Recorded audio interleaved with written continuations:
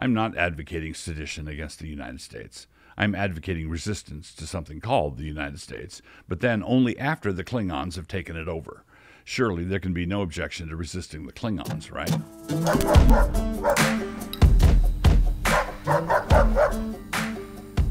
Introduction. For various reasons, I consider this post as one of the more important things I've written. Not to overstate it, or to puff it up, or to give way to ungodly hype, but I do believe we are converging on a crisis moment in our nation, and the way we respond to that crisis moment when it comes will be critical. This may be hard for some people to grasp because the last year and a half may have seemed like one crisis moment after another. You mean there's another one coming? Yeah, I think so, and I also think I know what kind of event it's going to be. At least all the early indicators seem to be running that way. So take it from someone who is not a prophet, nor the son of a prophet, but also is one who claims to have eyes in his head. I saw a meme float by the other day that I thought summed up one part of our situation quite nicely. The sentiment expressed was pungent, provocative, and pithy. Quote, "You cannot screw up a country this bad in 7 months unless it's on purpose." Close quote. That seems like a compelling observation, except for just one part of it. And that would be the question, why? How would that benefit anybody? Cui bono? Who stands to benefit from a deliberate dismantling and degradation of the American way of life? Surely no elected official, right? If you're the kind of person who likes to cut to the chase, I'm going to summarize what I think the play is going to be in this next section. If you want to read some additional observations and supportive arguments after that, go right ahead. The rest of the post will lie before you. Nobody's stopping you. In the meantime, I would like to plead with everyone to think at least 3 chess moves ahead. Do not react in the moment. Cut to the chase. So here's what I believe to be our situation. I believe that Middle America is being deliberately exasperated in order to provoke an unseemly and gaudy reaction sometime prior to the midterms. In other words, I believe that the ruling elites are picking a fight, trying to provoke unrest, and are doing so in order to be able to justify measures that are genuinely repressive.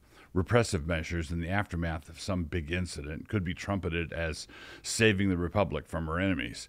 But if they do it without such an incident, the power grab would just be naked and kind of out there. If that reaction finally happens, say a right-wing protest at a federal building somewhere turns violent, it will be used as an excuse for emergency measures. The reaction from Middle America will have to be violent enough to justify the emergency measures, but not violent enough to accomplish much of anything for the participants.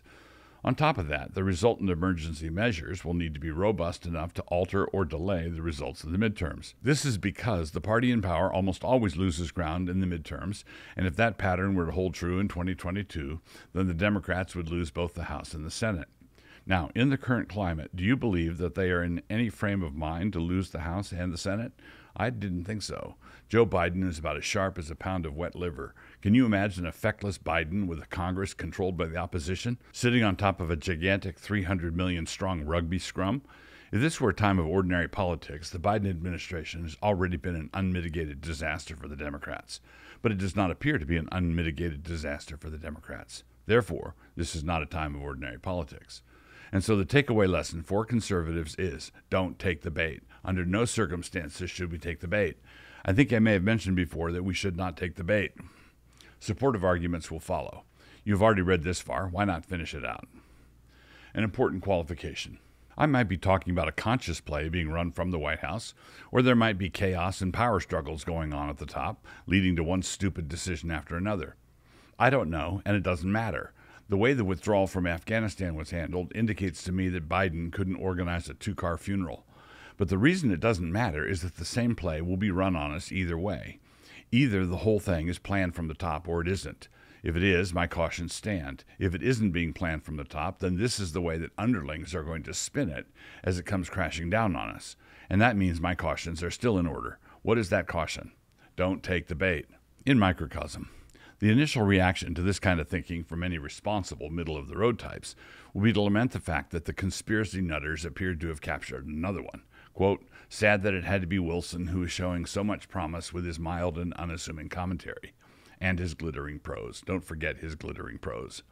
Get real, they will say to us. Who would ever dream of doing anything like this? But this is not wild speculation about conspiracies and back rooms. This play has already been run on us, successfully, I might add, twice within the last year. It has been run in microcosm, but it has been run, and right out in the open, too. Here, let me point at them doing it. Follow the red laser dot. The alleged COVID emergency was used to set aside long-standing election laws and procedures and introduced a whole new way of voting in the middle of a crisis without any of the established safeguards. An emergency was used to justify doing something novel in an important national election, something we had never done before, and on the spur of the moment. In some cases, the emergency was used to justify flagrant violations of existing law, and then SCOTUS declined to hear anything about it, because other states that wanted fair national elections didn't have quote-unquote standing. If this keeps up, another thing that won't have standing for very long is the Republic. You can't have standing if you no longer are standing. But there I go again, pointing at the clear and obvious monkey business that surrounded our last election cycle. This wasn't going to be one of my examples, but it does fit right in, so let me just mention it.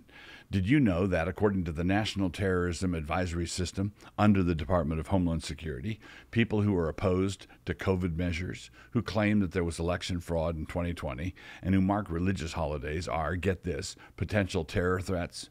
And if you see something, you should say something. Unless, of course, you have something to say that might contradict the official narrative. If that is the case, you would be well advised to say nothing. Somebody might hear you saying what you think, and then they might say something. The second striking example of this play being run is the reaction to and the rhetoric about the January 6th riot at the Capitol. Let me go on the record again, yet again, by saying that the Capitol breach on that day was a travesty. In fact, the whole point of this post is to try to head off a similar travesty on a national level. It was worse than a crime. It was a blunder. The reason it was a blunder is that it gave the regime plausible cover for a draconian overreaction on stilts and steroids, and the last thing we should give them is plausible cover for anything.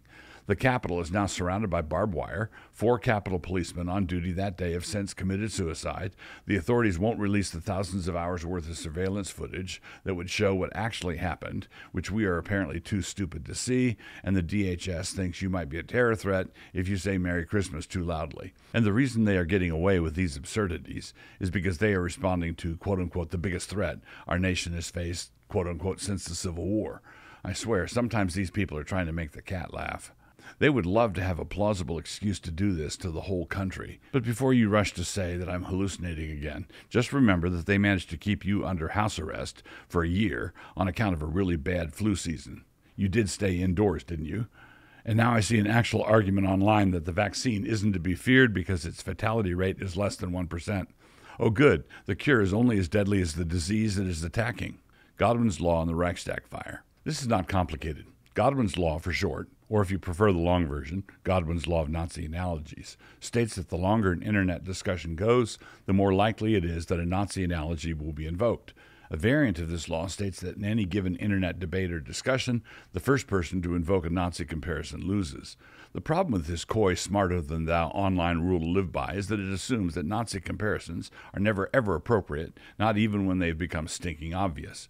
The Reichstag fire occurred shortly after Hitler took power and was apparently the work of a lone communist. But Hitler blamed a vast communist conspiracy for it, and so was able to ratchet his initial electoral success into the formation of what then became Nazi Germany. For his purposes, it did not matter who set the fire. What mattered was who defined the meaning of the fire for the public. It could have been a lone commie, could have been a bunch of commies, it could have been a false flag Nazi operation, or it could even have been a bunch of FBI agents trying to kidnap the governor of Michigan. What mattered was who set the narrative after the fact, and Hitler was the one who did that. What made January 6th such a blunder, in addition to being a crime, was how easy it made for the bad guys to tell outrageous lies about it. It was like a bunch of commies marching on the Reichstag in red baseball hats the afternoon before the fire. It's a trap. In the mid-19th century, Oliver Wendell Holmes, Jr., at that time a cocky and self-assertive Harvard undergraduate, took it upon himself to criticize Plato. He had examined the ideas of the great philosopher and had found them wanting. He wrote a paper to this effect and sent a copy of it to Ralph Waldo Emerson. In return, he received a shrewd observation that carried with it an implicit rebuke. Quote, "When you strike at a king, you must kill him." This is particularly true when the king is trying to get you to strike at him so that he might have grounds to throw you into the dungeon, the deepest one, the one with all the rats. If the ruling elites are trying to pick a fight and they get one, and if they were to lose it badly, then obviously they were being too clever by half. But that is not very likely. So if they succeed in getting an explosive reaction from the normals with high symbolic value, like the Capitol riot had, then the protesters, rioters, tourists, buffalo hat men, whatever, are doing exactly the thing that the current regime wants them to do. Do not take the bait. Do not think about taking the bait. Do not pray about taking the bait. Do not organize any bait-taking protests. Do not have any red ball caps made that say, we are going to take the bait. Answering objections. Allow me to take a moment to respond to some anticipated objections. Taking the bait is not the same thing as rolling over. But some folks are already pretty exasperated, and they see this exhortation from me, which has been, to be clear, don't take the bait, as being a counsel of surrender. They see it as a form of defeatism. We need to rise up now, they say. Fine, rise up, do something, but don't take the bait. We are at a moment when their swollen and despotic appetite cannot be denied, and they will soon refuse to be bound by even the forms of constitutional restraint, by which I mean meaningful elections every 2 years. They've been circumventing the substance of constitutional liberty for decades now, but they've not yet gotten to the point where they've been willing to disregard the external forms of liberty.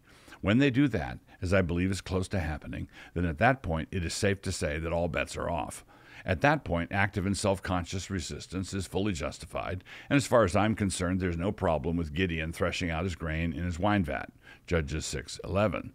So there will be many creative ways to thwart the despotism: sick-outs, strikes, tax withholding, lesser magistrates kicking, and, right near the end, massive street protests. Massive street protests have their place in this, but to put them in the wrong place is to take the bait, which, as I believe I've mentioned. Let me add an important note, just in case I get interviewed by the FBI over this post. I'm not advocating sedition against the United States. I'm advocating resistance to something called the United States, but then only after the Klingons have taken it over. Surely there can be no objection to resisting the Klingons, right? Why trust the midterms? If you believe, as I do, that there was significant fraud in the last presidential election, then why put any confidence at all in the midterms? If we are going to need to have it out at some point, then why not now? Why not at the first opportunity? The first answer is that you shouldn't do anything that makes the strategists for the enemy feel like they fell into a chocolate pie.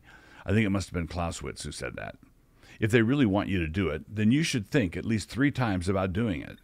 And they are wanting, wishing, pleading for us to respond to their provocations in a way that gives them something to work with. Don't do it. The second answer is that our electoral college system of voting by state, with its winner-take-all approach for most states, made it possible to cheat in a national election by cheating at a handful of pinch points: Fulton County in Georgia, Maricopa County in Arizona, and so on. The congressional and senatorial races in 2022 will be quite a different matter. Cheating there would be much more of an uphill climb for them. There will be places where they could cheat, but those places are already in their corner, already safely blue. In addition, there have been a number of voting reforms passed in various states. In short, there's still reason to believe that the elections in 2022 can be a reasonable indicator of what we all think, unless somebody goes and puts a big MAGA hat on the Statue of Liberty or something, and they have to postpone the elections because of this assault on our shared values, not to mention its desecration of the icon of our common liberties. You people have lost your minds. Quote, all this dystopian talk, you people have lost your minds, haven't you? You keep talking like America could turn into Australia. That's not even a possibility. There's no way that such a thing is even on the table, close quote. Right, but listen to yourself. Remember just a couple years ago, it was unthinkable that Australia could turn into Australia. How did that happen? Always remember how the responsible voices like to coo to us. First they tell us that situation X will never happen. Then they tell us that it might happen, but that it is too soon to act on it. To act now would be premature and irresponsible. And then they tell us, once it has happened, that it is too late to do anything about it now. We have to reckon with the post-Christian realities on the ground. The video version of last Monday's post, the one on the biblical legitimacy of fake vaccine IDs, was taken down by YouTube. It was on its way to becoming our most watched episode ever, and this was obviously too much for somebody. To be clear, this is like AT&T deciding that a conversation you're having with a friend contains too many errors, and as a result of their concern, deciding to end your call. I've had too much experience with cancel culture to put up with sunshine being blown at me, so don't tell me that we aren't losing our liberty. We are not only at the point where we can be gagged when we have something important to say, we're also at the point where professing Christians will defend the censors, coming up with lame excuses for it. Well, it is a private company, or you shouldn't have been writing that way in the first place, or why are you people so full of cussedness and vinegar? Don't know, actually. I think it is a gift. Sheep without a shepherd. I fully grant that when the sheep are without a shepherd, they can act foolishly. They can be manipulated and scattered. All Israel is scattered on the hills like sheep without a shepherd. 1 Kings 22:17. There are things that they tend to do which they should not do. I will give you that. But the one thing that makes me want to draw a fighting line is this. Those shepherds who were hirelings and who saw the wolves coming and who took to their heels should not then occupy themselves with writing critical think pieces on how the sheep are not handling the situation correctly. Well, they might have done better had the shepherds not run off like they did. Quote, "But he that is an hireling, and not the shepherd, whose own the sheep are not, seeth the wolf coming, and leaveth the sheep, and fleeth. And the wolf catcheth them, and scattereth the sheep. The hireling fleeth, because he is a hireling, and careth not for the sheep." John 10:12 and 13. I'll show you some cussedness. I will pour out just a little vinegar. I will draw myself up to my full height, and I will utter one of the more fearsome curses in my arsenal. It is not that severe, but it's the best I can do when dealing with fellow believers. This is directed at all those Christian leaders whose central response to this crisis has been their attempts to shush any Christians who've been trying to respond to it. And so here it is. May all of your rabbits die, and may you be unable to sell the hutch.